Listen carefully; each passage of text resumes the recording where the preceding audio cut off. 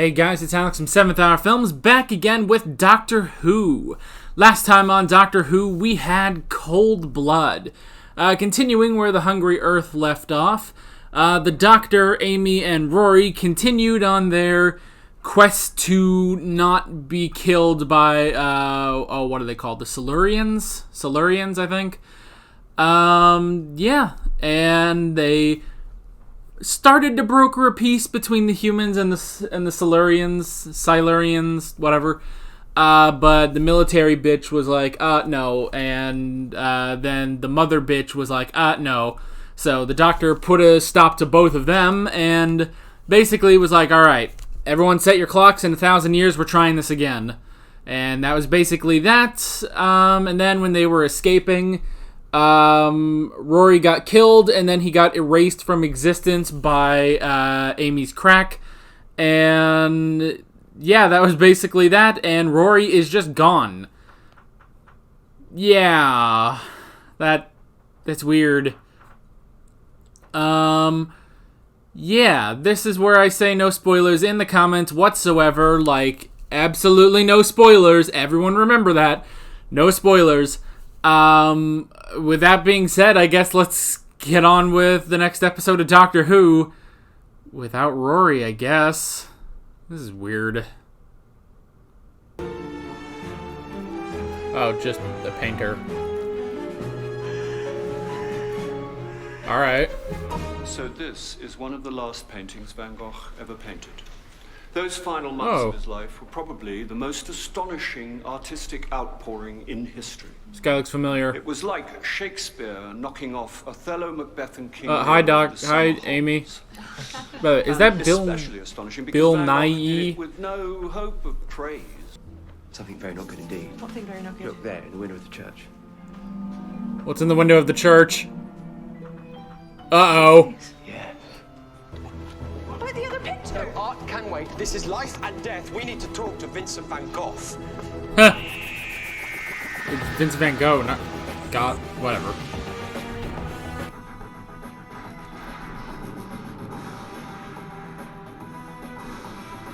Alright, this is interesting. But what about Rory? I pay for my own drinks, thank you. True, no one ever buys any of my paintings or they would be laughed out of town. So if you want to stay in town, I suggest you keep your cash to yourself. And 3, your friend's cute, but you should keep your big nose out of other people's business. Now come on, just...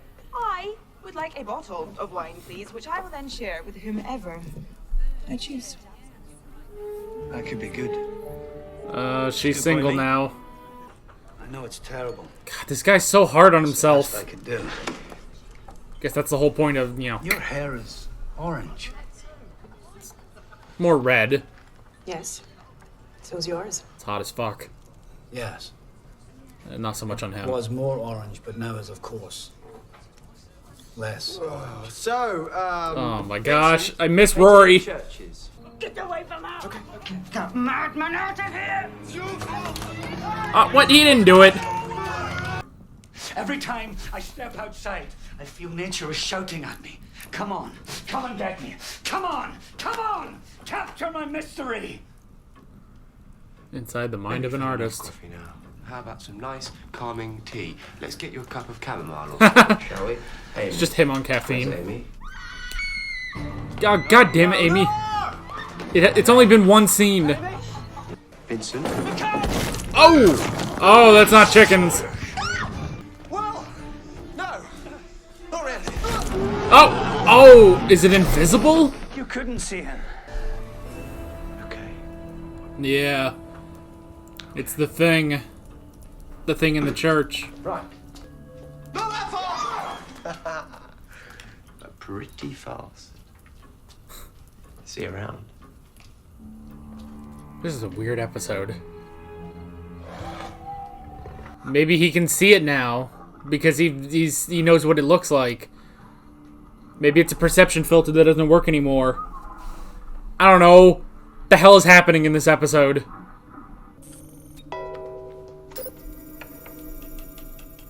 This TARDIS is still confusing. Good. Okay. Ha! You're working. Now, see what Trouton. This? Who is that? Oh. Oh, it can figure out who he is. Ah, I thought you might like, possibly to perhaps paint them or something. That's a lot of flowers. yes, well, they're not my favorite flower. Without mercy. This is a creature called the Krafayis. Krafayis. Travel in space. They travel.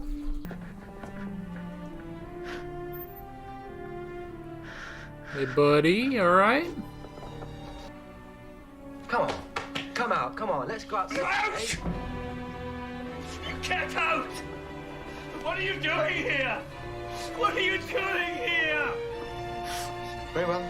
I'll leave. I'll leave you. Jesus. He needs to kind of work this out on his own. We're leaving.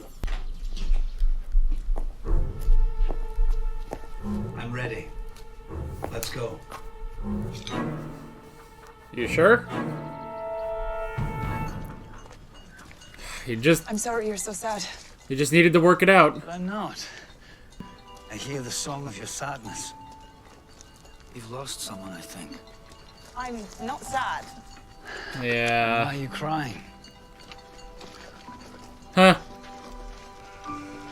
It's all Yeah. right. I Rory. understand. I'm working.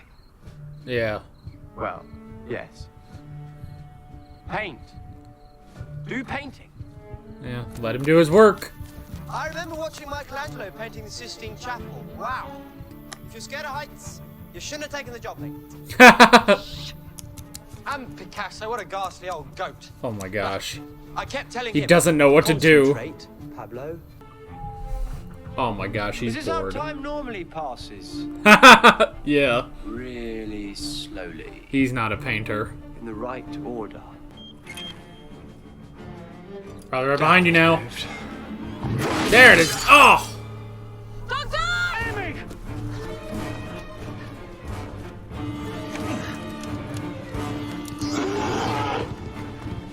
Oh, that did something. But the mirror's broken. Nope. I think he heard us. Huh. That is impressive hearing he's got. Tuh. Come on! Over here! Because I'm right here waiting for you! Just gonna fight him with a chair? Yeah. Oh, finally. Someone kicked it. Okay, here's the plan. Amy, Rory. Sorry, Vincent. What is the plan? I don't know actually. My only definite plan is that in future I'm definitely just using a screwdriver. Copyright for screwing people. in screws. Not time. Give me a second. Freaking Rory. You can't see he's blind. Yes, and that of course explains why he has such perfect hearing. Which unfortunately also explains why it is now turning around and heading straight for us. Oh, that didn't... I thought that would... stab? Well, you can see where it is now. Did he kill it? That's a pretty bad stab. It wasn't without mercy at all. He was frightened, Yeah. and he lashed out. Like humans who lash out when they're frightened. Huh. Like the villagers who scream at me. Like you did. Like the children who throw stones at me. Can you see how they roar their light? Whoa. Everywhere we look, The Starry Night. complex magic of nature blazes before our eyes. That's how he sees. many things, my friend. And if you tire of this doctor of yours, return, and we will have children by the dozen. Wow. Doctor, my That's friend. a pretty big We proposal. fought monsters together, and we have won. Now, you know we've had quite a few chats about the possibility there might be more to life than normal people. Gonna show him inside the TARDIS, which has been vandalized Yourself, Vinny. again.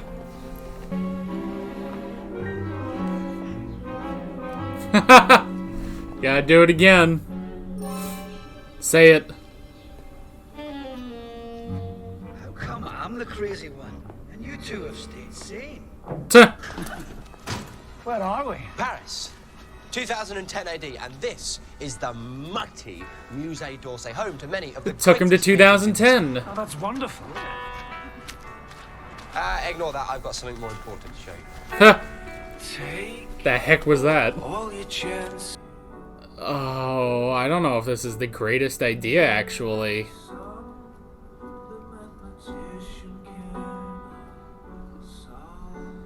I mean, he sort of reassured Charles Dickens, but still. To me, Van Gogh is the finest painter of them all. Wow. Certainly the most popular. That's gotta be so crazy to him.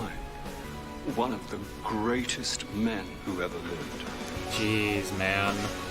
Vincent, I'm sorry. I'm sorry, is it too much?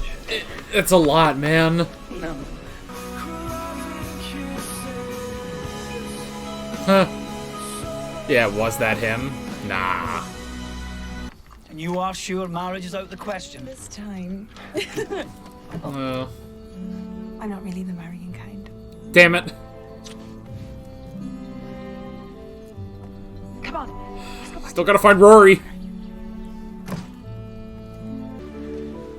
We have here the last work of Vincent van Gogh. Who Yeah. committed suicide at only 37. Wow. He is now acknowledged to be one of the foremost artists of all time. If you follow He me still now, committed suicide.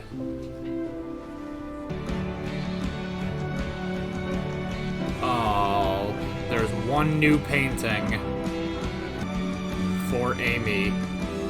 Aww. If we had got married, our kids would have had very, very red hair. Yeah, there would have. The ultimate ginger. Tuh. The What he ultimate wants. change.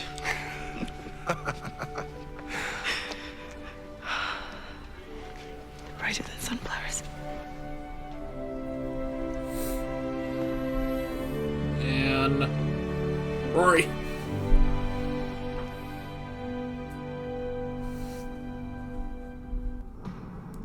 Alrighty.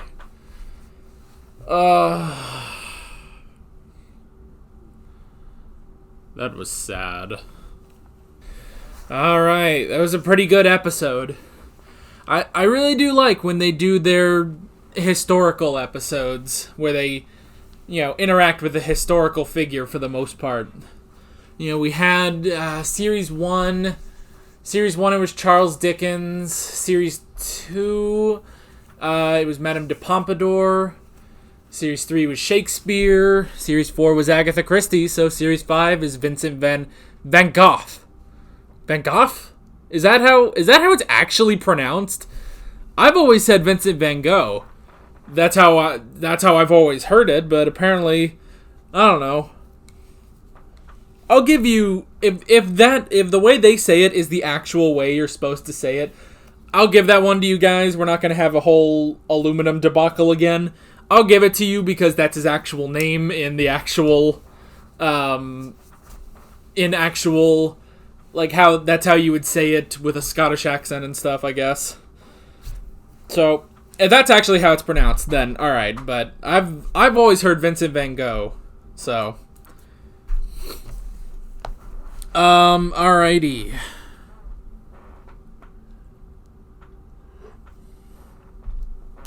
So I wrote down the museum, first of all. I thought that was a nice framing device for this episode. The fact that they went to a museum and were like, oh, let's check out friggin' Vincent van Gogh paintings. And it was in 2010. I almost thought like, oh, they would go to the future to like they went to a museum in the future, but they just went to a museum in Paris in 2010. So that was interesting.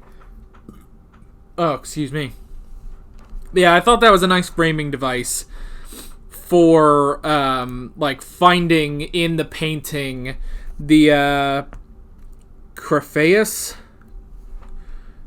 I think that's how they said it. Yeah. And, finding that in the painting, it's like, oh, there it is in the church. So you have to go back in time and save Vincent van Gogh from, whatever this alien creature is. So that was interesting. I like that sort of framing device. And then bringing it in at the end with, showing that to Vincent, showing what, how his paintings have made an impact on the world. So that was pretty cool. That wrote down Vincent. Very interesting character. He might be one of the most interesting of all the historical characters we've had. So once again, going over, we had Charles Dickens, who I really did enjoy. All of these, historical figure episodes are some of my favorites. Charles Dickens was really fun because, the Doctor was such a fan of Dickens, and he was such a fan, and he was trying to convince him that all this stuff was actually happening, that there's ghosts and, well, alien ghosts, the Gelf, but still. Madame de Pompadour, that's still like my favorite episode overall. I really did enjoy that one.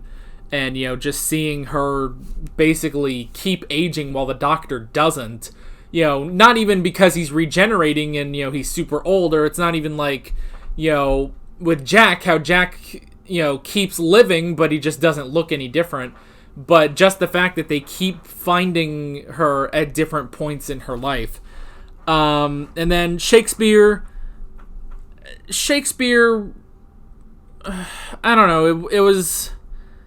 I don't know, I don't exactly remember, like, what the conflict was of that one.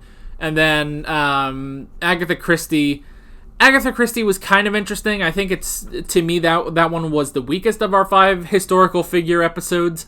Mostly because I didn't know anything about Agatha Christie, and it was just a general, sort of murder mystery, but you throw in aliens and stuff like that, and the Doctor. Still a great episode, still really enjoyed it, but of these, I'd probably say it's the weakest. And so now we have Vincent Van Gogh,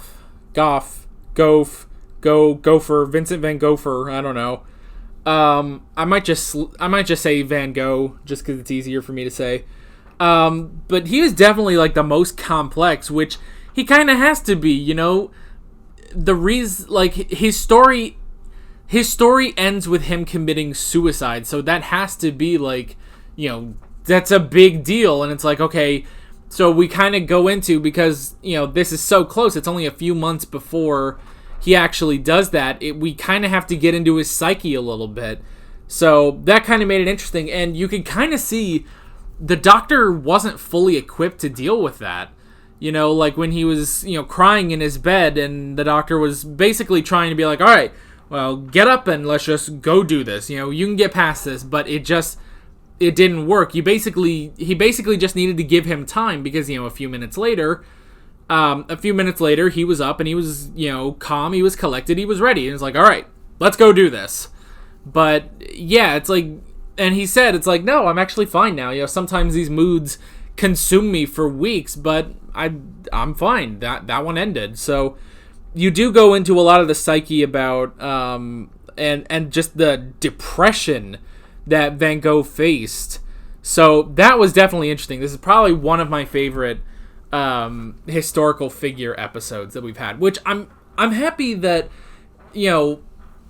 I'm happy that we do that at least one episode per series, per season, we have a historical figure episode, because, you almost forget that this is a time travel show sometimes, because it's like, especially, with the reboot and stuff, from the 9th Doctor onwards, it's like, it's a lot more of the sci-fi, every episode, basically, there is some sort of alien, villain or something that we have to deal with. So it's really more of a sci-fi show, but there is also time travel. Yes, we do go back in time, like we went to Venice earlier in the season and stuff like that. And we do go to the future a number of times, but you kind of forget. So it's interesting that pretty much only one episode, like they do make sure one episode per season, we go back in time to a historical figure and we have an episode with them. So I really like that, and it makes it kind of makes it easier to remember. It's like, okay, this is the 5th one we've had. We had Charles Dickens, Madame de Pompadour, Shakespeare, Agatha Christie, and now Vincent van Gogh. So yeah, that's nice, and I don't know. It's almost like oh well, this is a time travel show. Shouldn't we be doing this a lot more? But at the same time, it's like, well, it kind of makes these episodes more special. if that makes any sense. Like, these historical figure episodes are very, like, special because, you know, because of how rare they are. They're only once per season, and even then, it's been a while since the Agatha Christie episode because this is so near the end of Series 5, and, you know, we had a number of episodes. We had a number of episodes between Series 4 and Series 5. You know, we had the specials. Plus, just on top of the fact for me, you know, I watched 4 episodes of Classic Who and stuff like that. So, yeah, this is definitely, like, it's been a while. It's been a while since the Agatha Christie episode, so that just makes it, like, even more special, basically. So, yeah. I wrote down invisible. I thought that was interesting, that the monster was visible to everyone except for Vincent. I think that was clever. Now, did they explain fully why he could see the monster and no one else could, not even the doctor could? You know, I was almost thinking, like, okay, well, maybe this is this part of his psyche? Like, is this, like, coming from his mind? And it's like, well, no, I don't think that makes sense. And they didn't do that, which is probably for the best. But yeah, I was kind of confused. I was like, okay, what exactly is this thing? You know, it's invisible to everyone but him. So that was interesting. I like the identity device, which the doctor never thought he would need that. It was, I guess he said, like, someone gave that to him, and he never thought he would need it until now. Because normally, yeah, he can identify any sort of species, but when it's invisible, you really can't understand it. So I thought that was interesting, and, you know, he uses it, he like tests it out on himself, and it prints off, you know, oh, this is the doctor, and here is his picture, and it's the first doctor. I like that they did that again, because they did that back in Venice, and they did it again, and it kind of looked like on the mirror itself, like it was about to start cycling through all of them. Like, you know, this device is so good that it can identify every single version of the Doctor. So, you know, even just looking at Matt Smith's face, it can go back to the first Doctor and the second Doctor, and it was gonna cycle through, but I don't know, I guess we didn't have time for that. But that would have been cool. But we did definitely see, you know, it printed off the picture of Hartnell, and then on the mirror itself, I'm pretty sure it switched over to Troughton. So that was cool. Which I guess kind of solidifies Hartnell as the first Doctor. I guess that's true, which I don't know if that's like, I don't know. Is the list of Doctors that we have seen, are all the Doctors that we've seen on TV, are they canonically the number Doctor that the number they're given? Because, you know, I feel like we've talked about this before, but, you know, we have all of our actors who have portrayed the Doctor, and, you know, the reason this came about was because William Hartnell couldn't, you know, play the part anymore, so they just added it in that, oh, well, the Doctor can change his face, and it took a while before they called it a regeneration. I think it was actually called rejuvenation at first. And so that's how they wove it in, that it was, you know, how they could easily transition from Hartnell to Patrick Troughton. So yeah, like, so with all of our Doctors, all of our actors that have played the Doctor, is it canon that this is the 11th form of the Doctor, basically? Like, basically, the first Doctor, who was, however many years old, I think people have said, like, 450 or something. Like, he's 450 years old when classic Doctor Who starts. So, like, he was born, and he just sort of aged naturally all the way to looking like William Hartnell, and then he regenerated for the first time into Patrick Troughton. So is that canonically, like, if you go through all of them, we are now on the actual 11th form of the Doctor. I don't know. I don't know if that's hard to say, but this sort of, with pulling up, with the identity machine, basically, pulling up the picture of William Hartnell, it does kind of seem like, yeah, that is, at the very least, that was his first form. Hartnell was the first form of the Doctor, and then he regenerated, and, now, basically, from there on, you could maybe say it's debatable. Like, could you sneak in a regeneration that, like, no one has seen? Now, granted, we saw the transition. I'm pretty sure people have told me that you actually see the transition between Hartnell and Patrick Troughton. But it makes me curious. Like, are there regenerations like where you don't see it? Like one episode, it's let's say, for example, one episode you see Tom Baker, and then the next episode you see Peter Davison. Well, if you don't see the transition, which I'm not saying we didn't, I have no idea, I haven't gotten there yet, but if you didn't see the transition between episodes, between the two of them, then if you haven't seen the transition between the two of them, then could you plausibly stick another regeneration in there? Heck, could you theoretically stick a bunch of regenerations? Like, maybe he regenerated a couple times between 4 and 5, technically. I don't know. And you could also argue, because, again, I don't know if they show the transition between... I don't know where they show the transitions and where they don't. With the exception of, I do know they showed the transition between Hartnell and Troughton, and they showed the transition between McCoy to Paul McGann, because they showed that in the 8th Doctor's movie. But yeah, like, because, okay, another example, which, and I know I'm going on a huge tangent about this, we'll get off of this in a sec, but you could theoretically put another regeneration between the 8th and the 9th Doctor, because we don't see that. We don't see the regeneration to that. The show starts here with Christopher Eccleston. He's just there. It's like it's done. He's already regenerated. We don't know how long it's been since he's regenerated, but we know that it did happen. At least one regeneration took place since the movie. And the thing is, between the movie and the first episode, between Rose, there's a time war.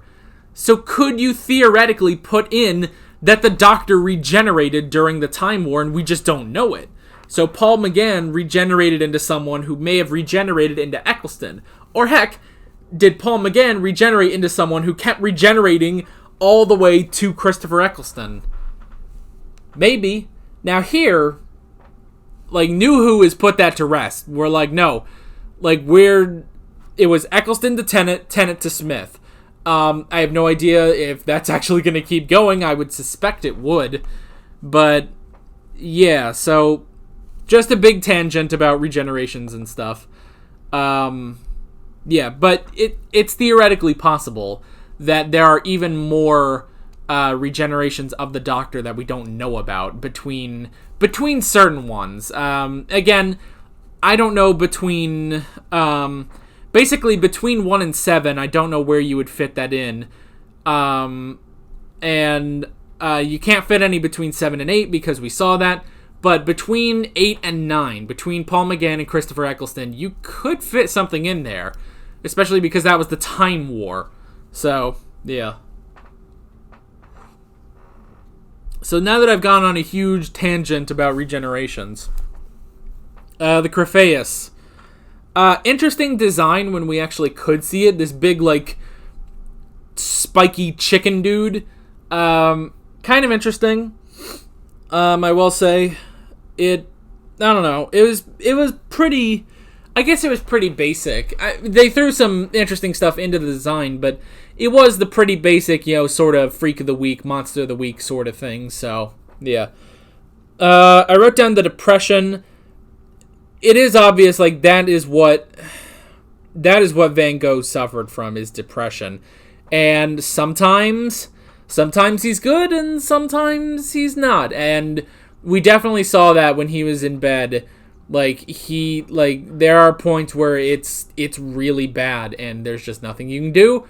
You just gotta wait it out, and now the doctor kind of knows that. The doctor knows a bit more about it. And he tried to, like, explain it, but then Van Gogh was like, I'm working. So, yeah.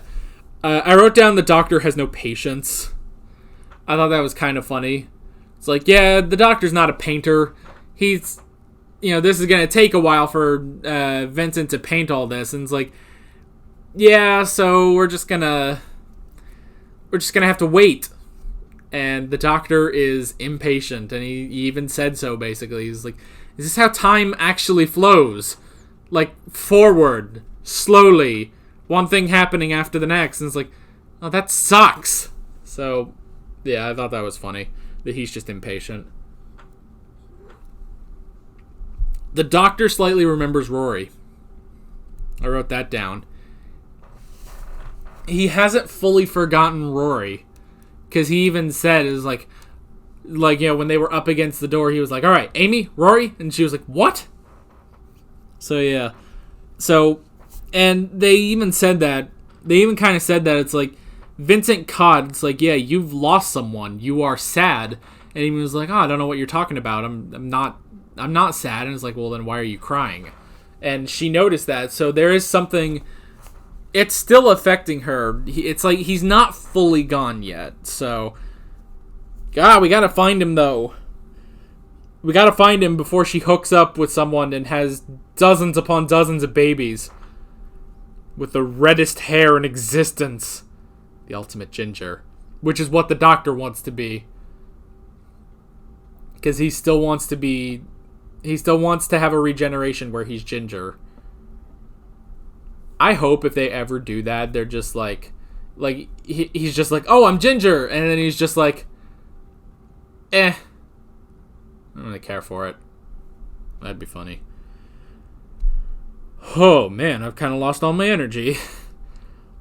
I was riding, like, such a wave on that whole regeneration tangent that, like, once it stops, like, my body's just like, all right, we're good. And it's like, wait, no, the episode, I still have to talk. Oh. Anyway. I wrote down blind. That was interesting. That was a good twist, actually, that the Krafayis was actually blind. Which is why it's like, okay, he never eats his victims. He randomly kills them sometimes, and he's not, like, yeah, he'll occasionally get a hit off, but he's not exactly, taking people out left and right. But yeah, so he was blind, which is why his sense of hearing was really good. So I like that. That was interesting, and, he was blind and he was afraid. And he just didn't know what to do. And the doctor tried helping him, but it just didn't work out. And then Vincent killed him by accident. He didn't mean to. And he did say that, it's like, I only meant to wound him. I didn't mean for this. So, yeah. And then I wrote down change. Because Amy was hopeful that, their time with Vincent would help him and he wouldn't kill himself, basically, but he still did. That depression was still there. Like, you can't fix that just overnight. So, even though it did help him. It did help him even when he saw, like, hey, your paintings are worth something. Your paintings are worth something. And that it was good for him, but at the same time, it wasn't enough, which sucks, but they did change a little bit with the painting of the sunflowers at the end. They did change a little bit, which was good. So it wasn't like a total loss, basically. So that's good. I actually kind of like that it's like, okay, yes, this was a change, but just not enough. It's like, but it was still something. So, yeah. This was a great episode. I really liked it. Probably up there as like one of my favorites of this season, I think. Definitely. Yeah. That's basically that. With all that being said, I'm Alex from 7th Hour Films, and I will see you guys next time. Take care. Alright guys, thanks for watching this video. If you want to watch more of my Doctor Who reactions, you can click on the playlist, you can subscribe if you haven't done that already, and be sure you hit that notification bell.